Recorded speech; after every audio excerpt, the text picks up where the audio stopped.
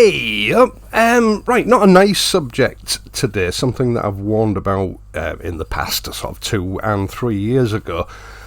I'll get onto that in just a moment. First of all, thank you to all those that have inquired about Willow's welfare. The verdict from the vet last week was that rather than dying off, the lacerated part of his pad on his paw has actually reattached and healed.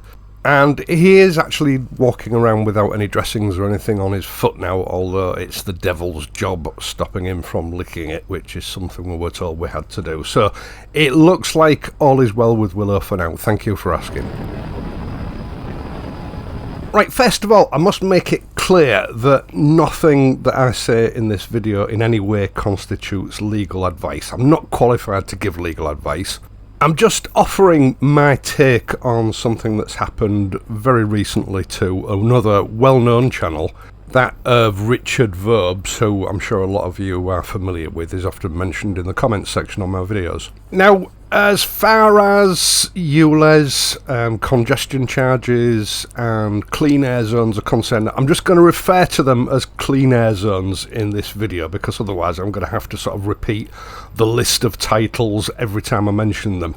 This is an insidious form of control over our movements that's gradually creeping across this country, and I warned a couple of years ago that it was soon going to be very difficult to travel from, let's say, one city to another city to go shopping or visit relatives or business meetings or whatever without accidentally incurring some sort of charge because one of these zones has been set up either on your way to that destination or when you arrive there. Now, changes to sort of the way local governments are allowed to operate many years ago now have meant that they've all become like their own little kingdoms where there are certain things that they can do that really they shouldn't be doing, and it's all aimed at the motorist. Now, I know in some cases these rules don't apply to motorcycles, but in other cases they do, so we all need to pay attention,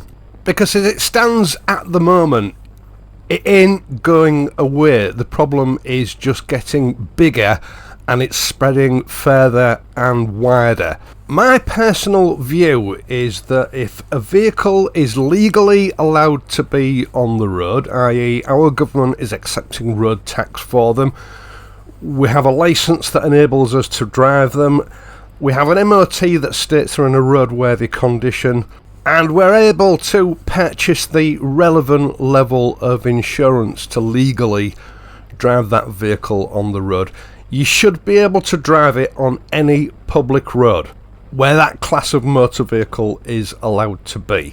If local councils or city councils want to sort out congestion or pollution, they should pedestrianise certain areas in order to sort of cut back on, you know, their imagined air pollution problems. This current trend of sort of setting up traps for unwitting motorists, often these people are visitors that are not familiar with the territory they're driving in, whereby through no fault of their own they're incurring charges, is reprehensible. It's totally wrong. It shouldn't be going on here in the UK.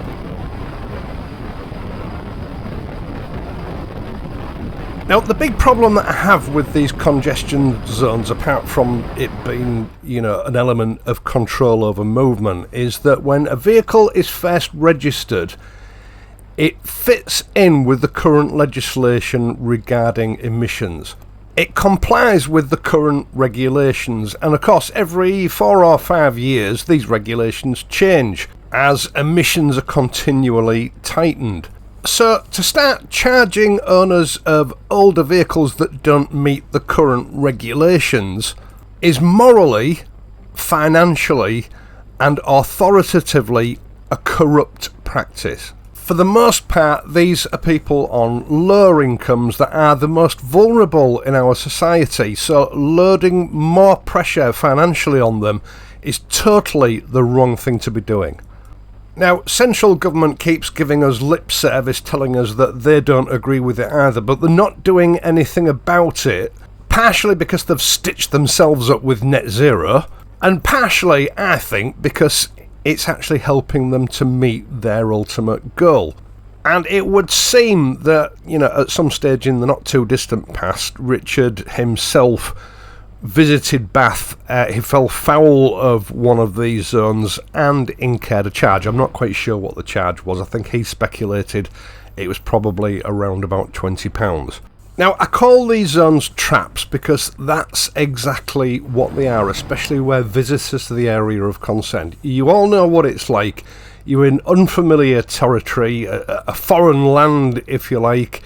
You're trying to navigate through an unfamiliar network of roads, and you only have one pair of eyes. It is dead easy to miss the signs warning of these particular zones, especially in heavy traffic conditions, because your priority is navigating through that road system without being involved in an accident whilst still managing to get through the route that you're aiming to get through.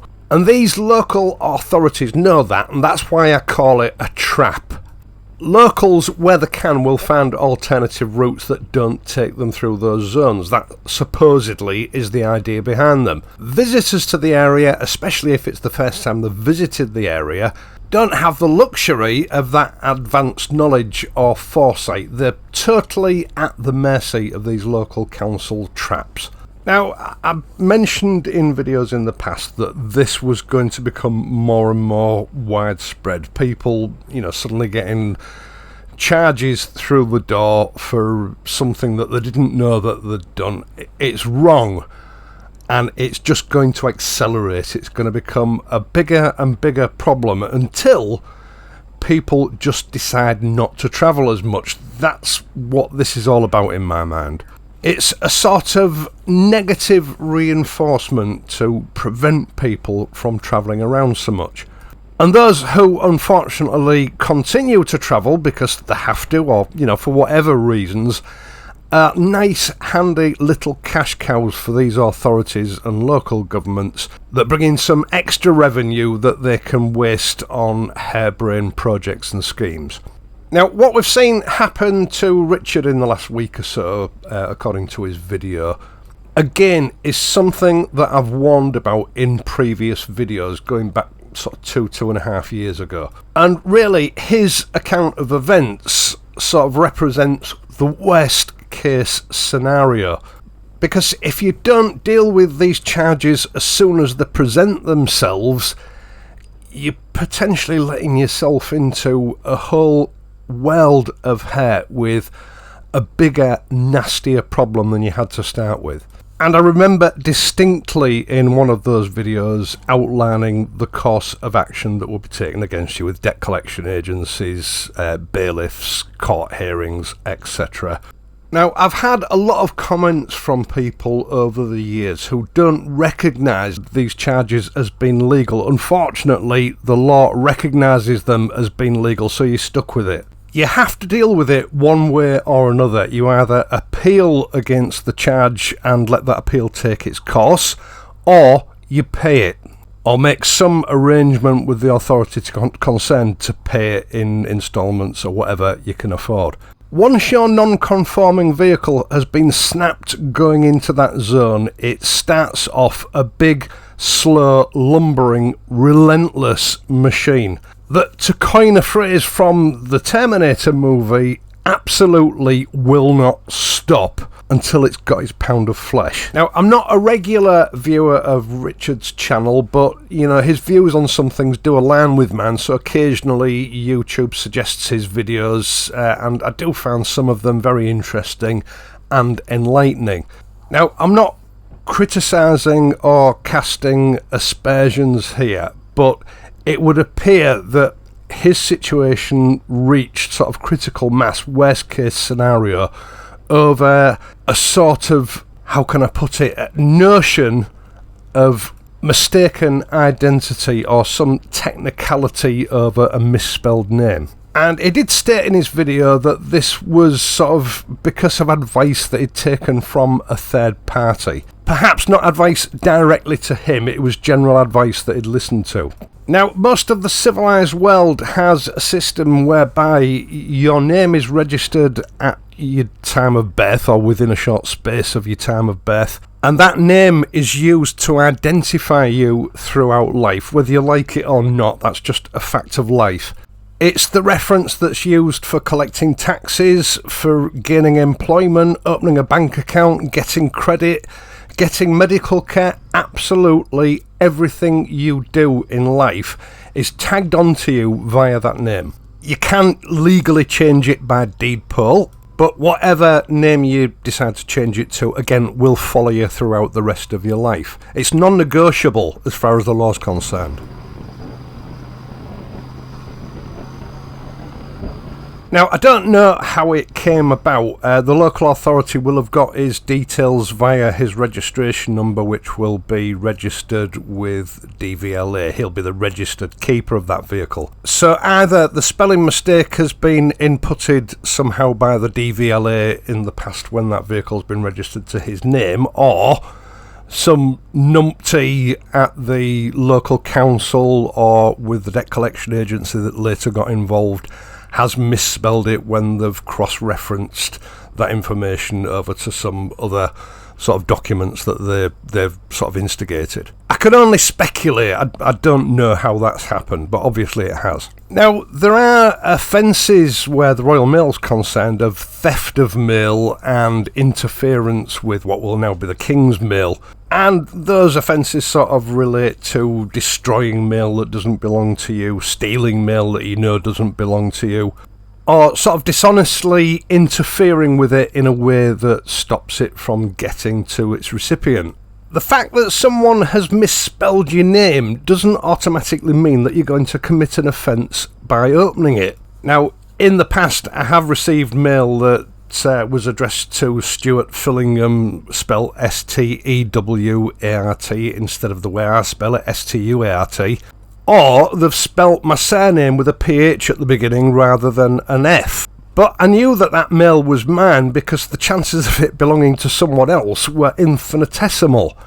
And under circumstances like that, if you open it and it actually does turn out not to be your mail, you have the defence that you opened it reasonably suspecting that it was your mail. It was delivered to your address and the name that was put on it was your name. It just wasn't spelt the way you normally spell it. In the unlikely event that it isn't your mail, you just reseal it and endorse the envelope that it was opened in error, along with the explanation that that recipient doesn't live at this address. Now, a misspelling of a name is just a technicality.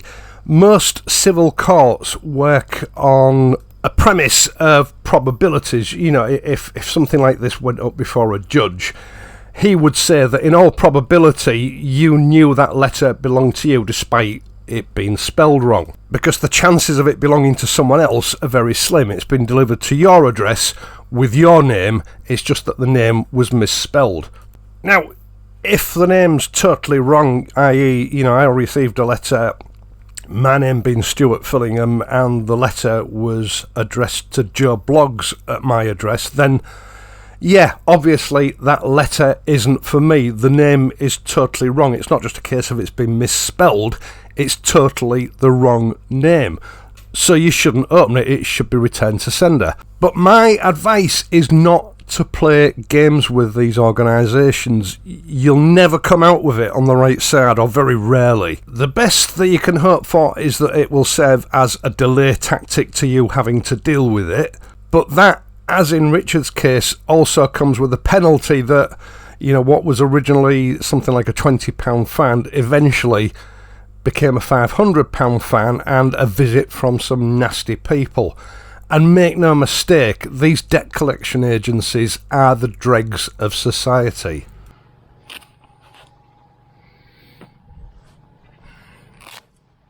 Over the years, the government has put in place lots of regulations to try and control debt collection agencies, because it is a particularly seedy business who habitually recruit very seedy people. I mean, I remember back in the day in the job, very occasionally, not very often, you would be called to a scene where there was some altercation between bailiffs or debt collectors and a householder.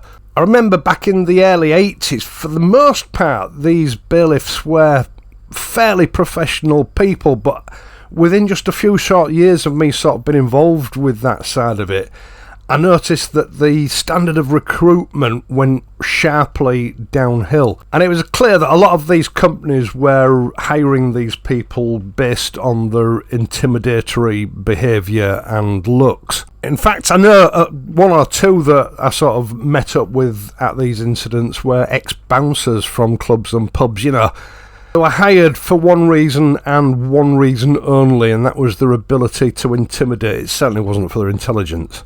And when people like that get involved in an industry like that, the government has to start tightening up on the regulations to keep them under control. Because these kind of people will bend the rules whenever they think it's in their favour in order to get some cash out of anyone. And certainly the behaviour that Richard reports is, in my mind, very unprofessional. And I'm further appalled by the quality of the police that turned up. I mean, like Richard, I have to sort of consider whether or not they really were policemen or whether they were just hired thugs that the company had brought with them. I really don't know, but as I've discussed in previous videos, the standard of recruitment in the police has gone downhill substantially. Either way, Richard obviously found himself really up against it in that situation, and, I commiserate with him for being in that position. But, and I'm not defending these parasites, the situation was probably exacerbated by all the mail being returned, saying that the addressee didn't live at that address. Back in the old days, local authorities, when they had problems like this, an unpaid fine or charge of some sort, they would deal with it themselves. They would take it to court themselves if they decided that it was worth taking to court. They would secure a county court judgment, and then they would employ a bailiff to come and deal with it. They're very lazy these days. They'll try for a while to get the money out of you, and if they don't get any joy, they sell the debt to one of these debt collection companies, and they sell them for pennies on the pound. £100 debt, they will probably sell for about a fiver.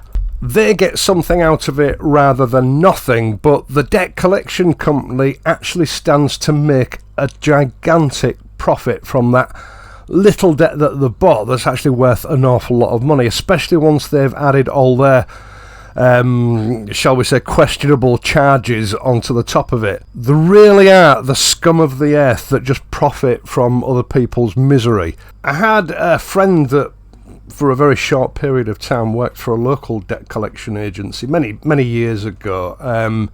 He just couldn't stand it. He couldn't cope with the sort of dirty tactics and cheating that they were directed to use by the owners of these companies. I think it lasted about 3 months and he left. In fact, I'll give you an example of just how crooked these companies can be. About 25 years ago, when I first bought my house, I'd just come out of a divorce. I had nothing, barely a stick of furniture. I'd been in the house a few months and I desperately needed a fridge freezer. So I went to one of the big electrical outlets. They're not in business anymore, but they were quite well known at the time.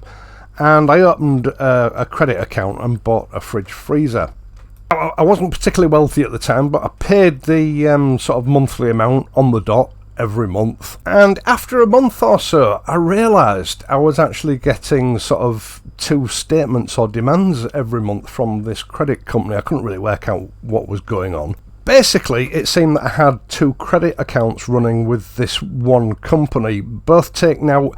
I don't know whether they were on the same day or within a few days of each other. One for the fridge freezer that I'd bought, and one for a TV set and some other electrical appliances. Now, I queried it with the credit company. They looked into it. We were to-ing and fro-ing on the phone and, by letter for what seemed like months. And eventually, it was discovered that one of the shop assistants that had actually been involved in arranging my credit for the freezer had used my information, theft identity, to open a second account to buy some bits and pieces for themselves. The police got involved.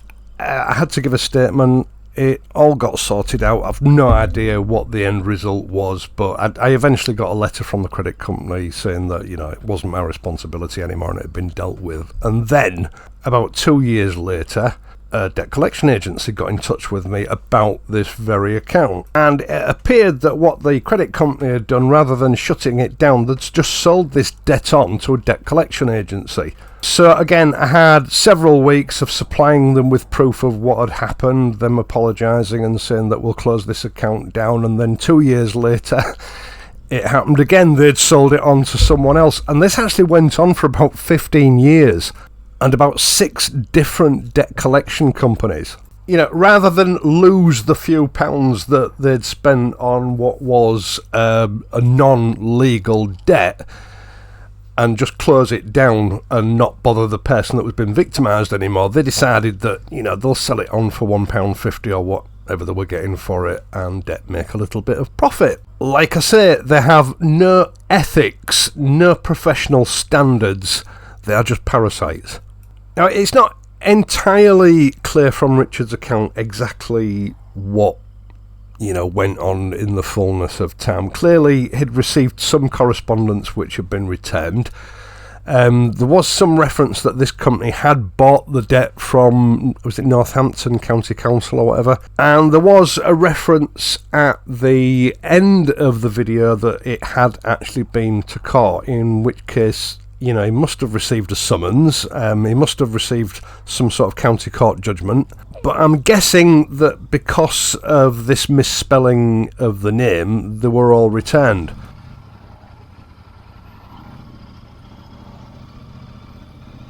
Now, Richard sort of made a little statement in that video, something which has been going on in my head for quite some time. In fact, as I've said, I've drawn reference to it in previous videos. This now must be happening to hundreds, possibly even thousands of people a week across this country, where they've innocently travelled along the wrong road in the wrong type of vehicle, and they've ended up with some sort of fine or penalty fee to pay.